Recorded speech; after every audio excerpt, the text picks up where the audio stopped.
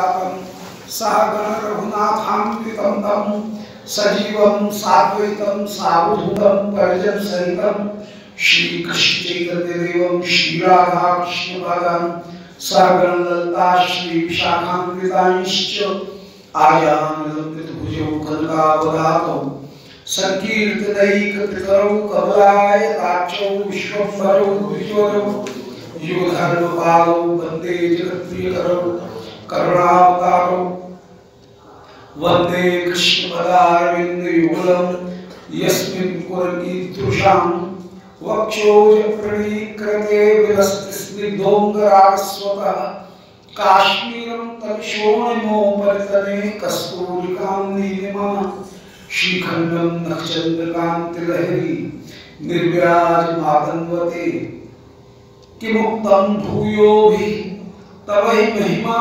यावदुदयात् अहं तावद्देव प्रहद विबुधार्थप्रणतितं पुरक्लृप्ते पादे तव हि देश्यामि दिवसान् यथाशक्तिं सेवा निषेवा विरचेन् नारायणं नमस्कृत्य नरं चैव नरोत्तमं देवीं सरस्वतीं व्यासं ततो जयवीरैः वाञ्छाकल्पतरुभ्यश्च कृपासिन्धुभ्यैव च पतितानां पावनेभ्यो वैष्णवेभ्यो नमो नमः। हे श्री सनातन प्रभो करुणाम्बराशे हे रूप दुर्गत जनैक दयावलोको हे भक्तियुक्त सुमते रघुनाथ दासो श्री जीव में कुंद मंदमते दयांद्रा बोलो शुद्धावन बिहारी लाल की जय। परम श्री चैतन्य चरितामृत सप्तम परिच्छेद 146वीं प्यार 146। श्रीमन महाप्रभु ने इस प्रकार सब सन्यासियों को साथ में लेकर के भिक्षा की। इस प्रकार श्री गौरांग सुंदर अपूर्व लीला करते हुए विराजमान होते हैं। उन्होंने अपने संन्यास ग्रहण करने के प्रयोजन को स्पष्ट किया कि उस प्रसंग के द्वारा सन्यासियों को भक्ति मार्ग में प्रवृत्त कराए और उनके अपराधों की निवृत्ति कराए।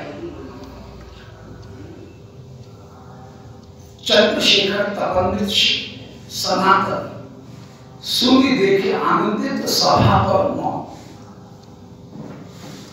सन्यासियों की सभा में जब भक्त तत्व का यह निरूपण किया गया, श्री चंद्रशेखर श्री तपनिष्ठ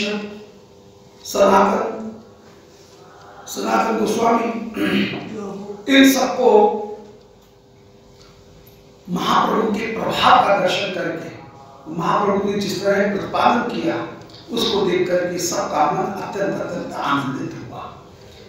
जैसे बहुत संक्षेप में महाप्रभु ने संपूर्ण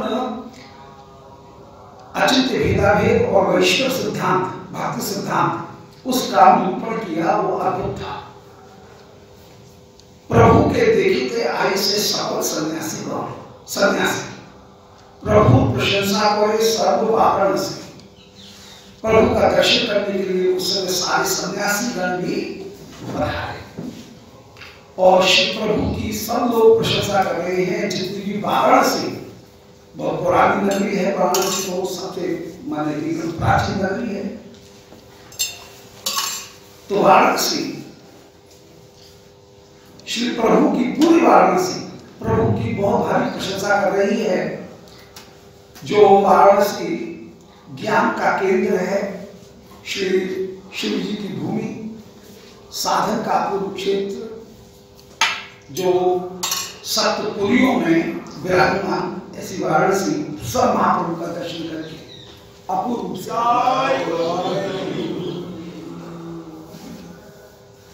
वाराणसी पुरी आएगा श्री कृष्ण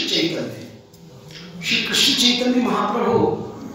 आप श्री कृष्ण ही जीवों को चैतन्य प्रदान करने के लिए, भक्ति की चेतना प्रदान करने के लिए आए, इसलिए वे कृष्ण चैतन्य हैं। वे वाराणसी पुरी में आए सर्वलोक हाई महाधन्य। उस समय वाराणसी धन्य नहीं हुई, सारा लोक भी परम परम धन्य हुआ। वाराणसी चिन्मय भूमि है। उसके विषय में कहा गया कि चेतना जड़यो ऐक्यम यथा देहस्त्रियोरपि यथा काशी ब्रह्मरूपा जड़ा पृथ्व्याच संगता। श्री काशी ब्रह्मरूपी ही है, उसका पृथ्वी के ऊपर संगम है, आगमन हुआ। जैसे इस शरीर में जड़ प्रकृति, ये शरीर पांच भौतिक अष्ट धातु का सप्त धातु शरीर और चेतना, इनका इस शरीर में जैसे एकता दिखती है। चिन्मय शरीर जो आत्मा है वो प्राकृत विनाशी शरीर के साथ में मिलकर के जैसे एक दिखती है, इसी प्रकार भौतिक जो पृथ्वी है, उस भौतिक पृथ्वी में ब्रह्म रूप काशी तादात्म्यबंध होकर के विराजमान है। जब महाप्रलय होगी उस समय काशी तो ब्रह्म रूप है, उसका तो नाश होगा नहीं, प्राकृत पृथ्वी वह समाप्त हो जाएगी। तो यही निरूपण किया काशी के माध्यम से। एक उपलक्षण है, जितने भी धाम उन सबों की मित्रता दिखाई। श्री वृंदावन का के दृष्टांत में श्री जीव गोस्वामी जी ने ये दृष्टांत दिया है स्कंद पुराण का, कि वृंदावन कैसे दिव्य हैं। बोले जैसे भौतिक पृथ्वी के साथ में काशी दिखती है भौतिक पृथ्वी के ऊपर, पर वो भौतिक पृथ्वी नहीं है, वो ब्रह्मरूप होकर के विराजमान। इसी प्रकार जितने भी धाम हैं वे सब भी ब्रह्मरूप होकर के ही विराजमान। तो चेतना जड़े हो ऐक्यम, चेतन आत्मा का जड़ शरीर के साथ में जैसे एक ऐक्य दिखता है, और ऐक्य होने पर फिर इस शरीर को भी देव संज्ञा प्राप्त हो जाती है। शरीर को भी देव, अमुक देव, ये देव कहकर के शरीर को संबोधित कर दिया जाता है। इसी प्रकार तथा काशी ब्रह्मरूपा, काशी भी ब्रह्मरूप है, जो कि जड़ा पृथ्वी, जड़ा जो पृथ्वी है उसके साथ संगत होकर के विराजमान है। एक दिव्य कमल के समान श्रीमद् वृंदावन धाम है,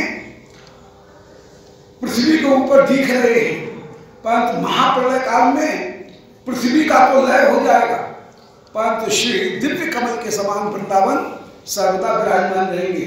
जब दोबारा सृष्टि होगी तो श्री वृंदावन उसी पृथ्वी पर आकर के टिक जाएंगे, दिव्य होकर के विराजमान हो जाएंगे। ये निरूपण किया। तो सारी वाराणसीपुरी श्री महाप्रभु का दर्शन करने के लिए आई और महाधन्य हुई। लक्ष लक्ष लोग आई से प्रभु के देखते, महाभीड़ द्वारे नारक प्रवेश। हजारों हजारों लाखों लाखों आदमी आ गए हैं महाप्रभु का दर्शन करने के लिए। बड़ी भारी भीड़ हो रही है, यहाँ तक कि महाप्रभु जहां पर टिके हुए हैं, श्री तपन ऋषि के घर, श्री चंद्रशेखर के घर, वहां पर चंद्रशेखर में प्रवेश करने के लिए द्वार के ऊपर रास्ता नहीं मिलती है, धक्का मुक्की हो रही है। ऐसे श्री महाप्रभु विराजमान है। प्रभु यज्ञ ज्ञान विश्वेश्वर दर्शन है। श्री महाप्रभु जिस समय श्री विश्वनाथ भगवान के दर्शन करने के लिए पधारे, लक्ष लक्ष लोग आश्रित मिले से स्थान है। लाखों लाखों लोग आकर के उसी स्थान पर महाप्रभु का दर्शन करते हैं। माने श्री विश्वनाथ भगवान, उन विश्वनाथ भगवान के मंदिर में आगे ज्ञान वापी पर कहीं भी भक्तगण उस समय दर्शन करते हुए विराजमान हो रहे हैं। लक्ष लक्ष लोग स्नान करी यदि आए गंगा तीरे, जब महाप्रभु स्नान करने के लिए गंगा तीर पर जाए, तहां सकल लोग और महाभीड़, वहां पर भी लोग इकट्ठे हो जाए, महाप्रभु के साथ में भीड़ लगने लगी। श्री महाप्रभु कभी दशाश्वमेध के ऊपर स्नान करने के लिए जाए, वहां से श्री पधारेंगे शिव जी के मंदिर में, विश्वनाथ भगवान के मंदिर में, तो वहां पर भी भीड़ हो जाए। बाहो तुली बोले प्रभु बोल हरि हरि। श्रीमद महाप्रभु अपनी दोनों भुजाओं को उठा करके कह रहे हैं हरि बोलो हरि बोलो। हरि ध्वनि करे लोग स्वयं मर्त्य भरे, स्वर्ग मर्त्य भरे। उस समय सब लोग हरि ध्वनि ऐसी कर रहे हैं कि उससे मर्त्य लोग और स्वर्ग लोग सब भर जाए। पृथ्वी आकाश सब भगवान के हरिनाम ध्वनि के द्वारा भर जाए। हरि का तात्पर्य है जो अपने माधुर्य से सबको आकर्षित करे, उनका नाम हरि। हरि शब्द का दूसरा अर्थ है जो पाप ताप को दूर करे, उनका नाम हरि। मुख्य अर्थ है प्रेम, अपने माधुर्य से चित्त को हरण करना, ये मुख्य अर्थ है। माधुर्य से हरण करने वाला ये हरि शब्द का मुख्य अर्थ। और हरि शब्द का गौण अर्थ है कि जहां नामाभास मात्र के द्वारा भी पाप की निवृत्ति हो जाए, ऐसे हरि हरि कहकर के सब बोल रहे हैं। तो हरि ध्वनि वाले लोग स्वर्ग मर्त्य भरी, जब हरि ध्वनि करते हैं तो ऐसी तुम ध्वनि होती है स्वर्ग नरक सब भर जाए, स्वर्ग मर्त्य लोग सब पूरा का पूरा भर जाए। मर्त्य लोग माने पृथ्वी और स्वर्ग, वहां तक आवाज जाए। लोक निस्तारिया प्रभु चरिते हरि मन, वृंदावन में पठाए श्री सनातन। उस समय श्री काशीवासी लोगों का निस्तार करके, सन्यासियों का भी निस्तार करके प्रभु चरिते हरि मन, श्री प्रभु का मन फिर हुआ कि अब हम जगन्नाथपुरी जाएं, लौट जाए। प्रभु का लौटने का मन हुआ, लौट करके जा रहे हैं वृंदावन से। आपने स्वयं उस समय जाने का विचार किया, जगन्नाथपुरी वापस लौटने का, और वृंदावन ने पठाई श्री सनातन। और श्री सनातन गोस्वामी से कहा कि तुम वृंदावन जाओ, तुम्हारे पूरे परिवार के लिए मैंने वृंदावन स्थान स्थापित किया है। जितना भी तुम्हारा परिवार आएगा उसको भी वृंदावन भेजूंगा, वृंदावन में रहो। और वहां पर तुमको एक ठेकेदारी दी गई है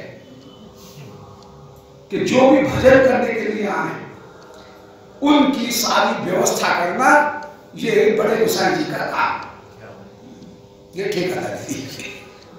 सबकी रक्षा करना, जितने जो भजन कर रहे हैं उनको भजन करने में अनुकूलता प्रदान करना और उनके योगक्षेम की रक्षा करना, इसकी ठेकेदारी तुमको दी गई है। जो मिला कि तुम्हारा जो भी भजन करने आए सनातन गोस्वामी का ये नियम है कि वे उसको उसके निवास की, आसन की, भोजन की, वस्त्र की विशाल व्यवस्था करेंगे, सबको भजन कराने में प्रवृत्त करेंगे। ये बड़े गोसाई जी की अपूर्व कृपा। जो भी आते हैं वो बड़े गोसाई जी के आश्रय में ही यहाँ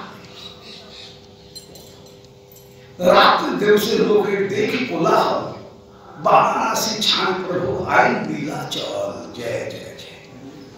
जब देखा कि भीड़ भाड़ ज्यादा बढ़ने लगी वाराणसी में, तो वाराणसी को छोड़ करके श्री प्रभु आप नीलाचल आ गए, जगन्नाथपुरी पधारे, नीलाचल पधारे। बोलो नीलाचल बिहारी की जय।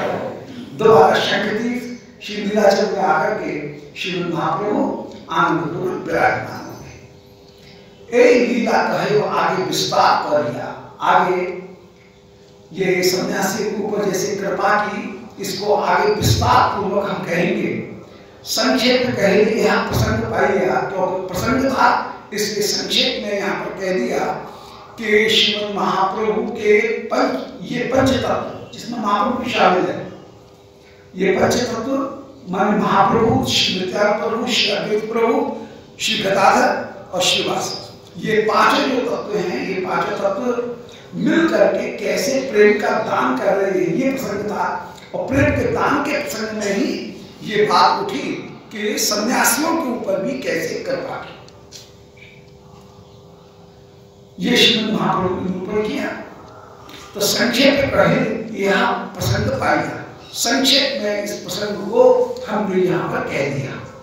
एक पंचतत्व में श्री कृष्ण चैतन्य कृष्ण नाम प्रेम दिया विश्व कल्याण ने। इस प्रकार श्री पंचतत्व के रूप में श्री कृष्ण चैतन्य ने भक्ति रूपम स्वरूपकम भक्तावतारम भक्ताक्षम और भक्ति शक्तिकम 5 स्वरूप है। भक्ति रूप श्री चैतन्य महाप्रभु है, स्वरूपकम श्री नित्यानंद प्रभु हैं, भक्तावतारम श्री अद्वैताचार्य हैं, भक्त होकर के श्री श्रीवास और भक्ति शक्ति श्री गदाधर पंडित।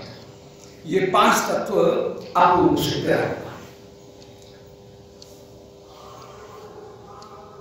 इस प्रकार सारे विश्व को कृष्ण नाम प्रेम दिया, कृष्ण नाम का दान किया और नाम के माध्यम से प्रेम को प्रदान करके, नाम का मुख्य फल प्रेम की प्राप्ति है।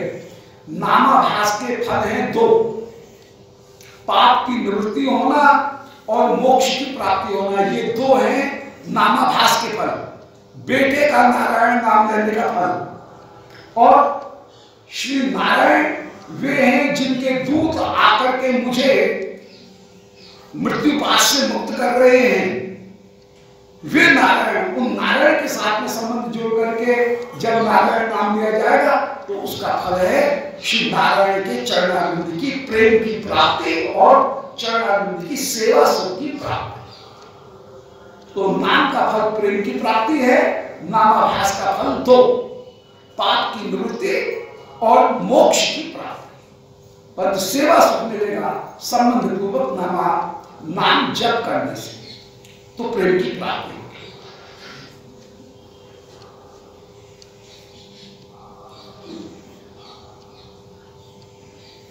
मथुरा के पठाई श्री रूप सनातन दुई सेनापति कोयल भक्ति प्रचार। आपने श्री रूप सनातन इन दोनों को श्री मथुरा भेजा, मथुरा में भेजा। जो कृष्ण के रूप का, कृष्ण के तत्व का वर्णन करें, उनका नाम है रूप। रूपयति रूपः, जो भगवत तत्व का, कृष्ण स्वरूप का, कृष्ण तत्व का रूपण करें, निरूपण करें, उनका नाम है रूप। और सनातन, जो सनातन होकर के सनातन तत्व का निरूपण करें, सनातन तत्व कृष्ण प्रेम ही है, उसका जो निरूपण करें उनका नाम सनातन है। श्री रूप सनातन दुई सेनापति, ये दोनों भक्ति के सेनापति हैं, महाप्रभु के सेनापति हैं। और इनके द्वारा पाखंड खंडन करके आप प्रेम का दान कर रहे हैं, प्रेम की पताका को फहरा देने वाले हैं।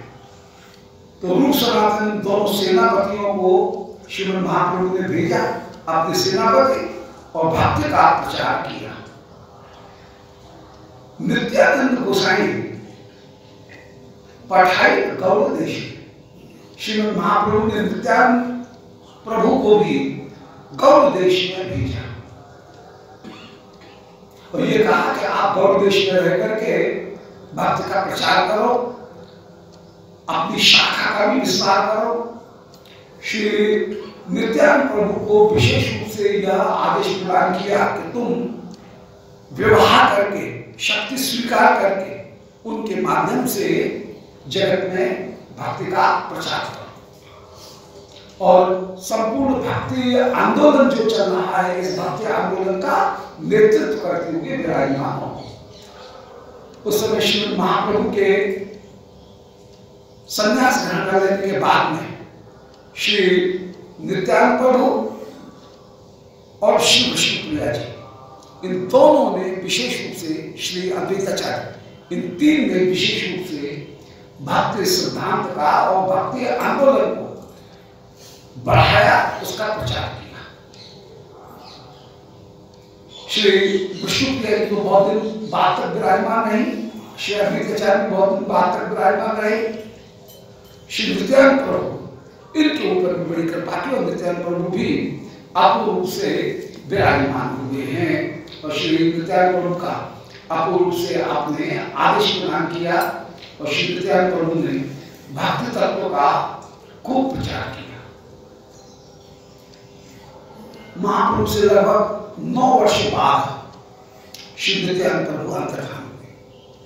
महाप्रभु विक्रम संवत 1589 में 89 में अंतर्धान हुए और श्री नित्यानंद प्रभु आप संकीर्तन के बीच में ही अंतर्धान हो गए 1593 में। तो करीब 9 वर्ष बाद श्री महाप्रभु नित्यानंद प्रभु रहे और उस समय तक भक्ति आंदोलन का प्रचार करते हुए विराजमान रहे प्रकट लीला में। तो नित्यानंद गोसाई को भी आपने श्री गौरदेश भेजा और तहां भक्ति प्रचार में अशेष विशेष वहां पर भक्ति का विशेष रूप से भली भांति अच्छी तरह से अशेष माने पूर्ण, विशेष माने गुणों के साथ विस्तार किया। अशेष विशेष रूप में माने संपूर्ण रूप में और पूर्ण महिमा को प्रकट करते हुए, विशेष को प्रकट करते हुए श्रीमद् महाप्रभु ने भक्ति का अपूर्व प्रचार किया। आपने दक्षिण देशी कौरिल गमन, ग्रामे ग्रामे कौरिल कृष्ण नाम प्रचार, श्रीमद् महाप्रभु संन्यास ग्रहण करने के लिए आप दक्षिण देश में भी पधारे और दक्षिण देश में गमन करके ग्राम ग्राम में कृष्ण नाम का आपने दक्षिण में भी प्रचार किया। सेतुबंध पर्यंत कैला भक्ति प्रचार, उस चरित्र को मध्य लीला में आगे वर्णन करेंगे। श्री महाप्रभु की 6 वर्ष की जो तीर्थ यात्रा का की जो लीला है उसका नाम है मध्य लीला। जहां पर तीर्थ यात्रा करने के लिए संन्यास ग्रहण करने के बाद में प्रभु पधारे 6 वर्ष, वो उसमें दक्षिण यात्रा, एक बार गौरदेश की यात्रा, फिर वृंदावन की यात्रा, फिर वृंदावन की यात्रा से लौट करके रूप सनातन इनके ऊपर अनुग्रह, श्री प्रकाशानंद इनके ऊपर अनुग्रह और फिर इसके बाद में फिर 18 वर्ष तक श्रीमद् महाप्रभु जगन्नाथपुरी में फिर उनको एक स्थान मिल गया गंभीरा। उस गंभीरा में सुखपूर्वक महाप्रभु विराजमान रहे। तो ये अपूर्व था, वहां पर सुखपूर्वक विराजमान रहे। पहले गंभीरा में रहे उस समय, माने दक्षिण यात्रा से लौटने के बाद में फिर गंभीरा में श्री महाप्रभु विराजमान रहे। तो आपने इस प्रकार सेतुबंध पर्यंत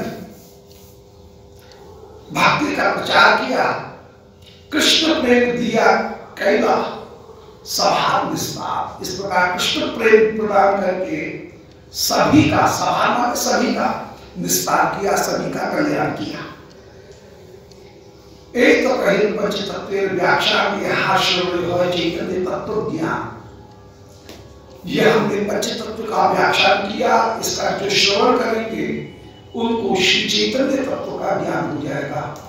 श्री चैतन्य ही 5 स्वरूप धारण करके भक्ति स्वरूप, भक्तावतार, भक्त और भक्ति, इन 5 रूपों में प्रेम का दान कर रहे हैं।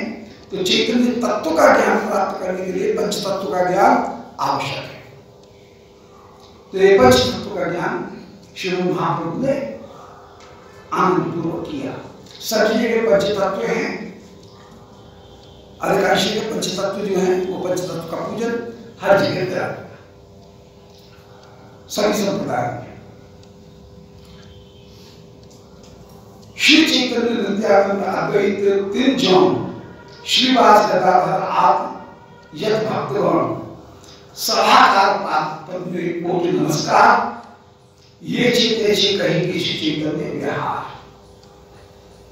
श्रीमद पंच तत्व को 3 जन, श्री नित्यानंद महाप्रभु, नित्यानंद और अद्वैत, ये 3 जन, इनको और श्रीवास गदाधर आदि जितने भी भक्तगण हैं इनके चरण कमलों में कोटि प्रणाम है। सलाहकार सभी के चरण कमलों में प्रणाम है।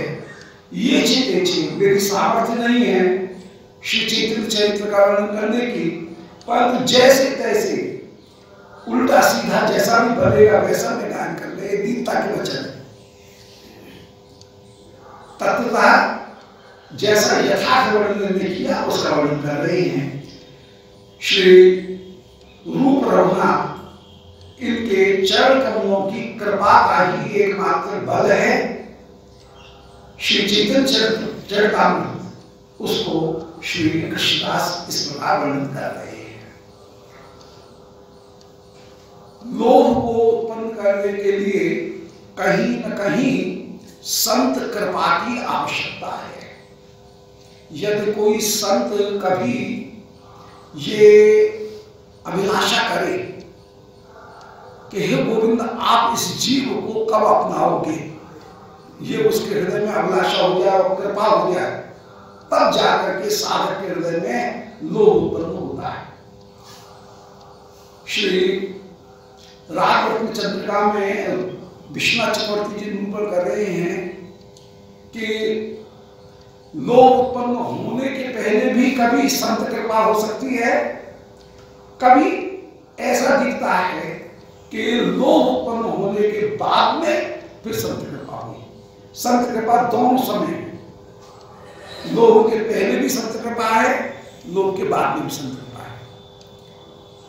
अर्थात कभी किसी संत की कृपा पूर्व जन्म में मिली हो, तब इस जन्म में किसी संत के प्रेम का दर्शन करके हमारे हृदय में अभिलाषा उत्पन्न होती है कि जैसा भजन जैसा आनंद इनको प्राप्त है उसका एक अंश भी मुझे मिली, ये लोभ उत्पन्न हुआ। पर कभी पूर्व जन्म में कृपा हो गई और दिखता ऐसा है कि जब लोभ उत्पन्न हो गया इसके बाद में गुरु जी के चरणाश्रय को ग्रहण किया। तो संत कृपा पहले भी हो सकती है, बाद में भी हो सकती है। पहले की कृपा का हमको पता नहीं है, परंतु पहले की कृपा भी कहीं न कहीं कारण रही है, तभी हृदय में लोभ उत्पन्न हुआ। कृपा के बिना लोभ भी उत्पन्न नहीं हो सकता है। इसलिए लोभ कृपा का कहीं कार्य भी है और कारण भी है, दोनों ही वस्तुएं हैं। ये निरूपण की चैतन्य चरितामृत का है कृष्णदास, श्री कृष्णदास चैतन्य चरितामृत का वर्णन कर रहे हैं। बोलो वृंदावन बिहारी लाल की। ये सप्तम परिच्छेद में पंच तत्वाख्यान ये निरूपण किया। अब जो आठवां परिच्छेद है, इस आठवें परिच्छेद में श्री चैतन्य लीला हम कैसे कह रहे हैं, कविराज गोस्वामी उस आज्ञा का आगे वर्णन करेंगे कि चरितामृत ग्रंथ करने की प्रेरणा मुझे कैसे मिली और बड़ों की आज्ञा का पालन करके मैं इस लीला का गायन कर रहा हूँ। तो उस चरितामृत की रचना का जो आज्ञा का प्रकार है उस प्रकार का वर्णन करेंगे। इसी प्रसंग में कह रहे हैं, वंदे चैतन्य देवं भगवंतम यदिच्छया प्रसभम नृत्यते चित्रम लेख रंगे जड़ोप्यम। बोलो श्री चैतन्य देव भगवान की मैं वंदना कर रहा हूं, जिनकी इच्छा से ही प्रसभम नृत्यते चित्रम लेख रंगे, इस लेखन की रंगभूमि पर, लेखन की स्टेज के ऊपर मैं जो नाटक कर रहा हूं, मन मेरी कलम जो चली, क्या सुंदर रूपक है कि लेखन जो कार्य है वो हो गया एक स्टेज और उसके ऊपर जैसे नर्तकी नृत्य करती है, ऐसे ही लेख रंगे, इस लेखन रूपी नृत्य कार्य में जड़ोप्यम या जड़ भी आज प्रसभम नृत्य थे, परिपूर्ण रूप में नृत्य कर रहा है, जिनकी कृपा से आज मैं लिखने में प्रवृत्त हुआ। ये आगे का प्रसंग उसको निरूपण कर रहे हैं कि चैतन्य चरित्र को मैंने क्यों लिखना प्रारंभ किया, उनकी कृपा ही एकमात्र कारण है, उस कृपा का निरूपण करेंगे। श्री कृष्ण चैतन्य गौरचंद्र उनकी वंदना करके जय जय श्री कृष्ण चंद्र, जय गौरचंद्र, श्री कृष्ण चैतन्य देव गौरचंद्र इनकी वंदना कर रहे हैं। जय जय परमानंद, जय नित्यानंद। और श्री परमानंद स्वरूप श्री नित्यानंद प्रभु, नित्यानंद स्वरूप की भी हम वंदना कर रहे हैं। जय जय परमानंद श्री आनंद स्वरूप होकर के नित्यानंद प्रभु भी विराजमान है। जय नित्यानंद, उनको भी प्रणाम कर रहे हैं। श्री महाप्रभु नित्यानंद दोनों एक स्वरूप होकर के विराजमान, और जब तक स्वरूप नहीं है तब तक क्या स्वरूप की सेवा की जा सकती है। इसलिए जैसे श्री महाप्रभु रसमय होकर के विराजमान, इसी प्रकार श्री नित्यानंद प्रभु भी परम रसमय होकर के ही विराजमान है। तो तद्रूप ही तद्रूप की सेवा करता है, इसलिए नित्यानंद प्रभु भी तद्रूप होकर के ही विराजमान है। एक संकेत कर दिया परमानंद।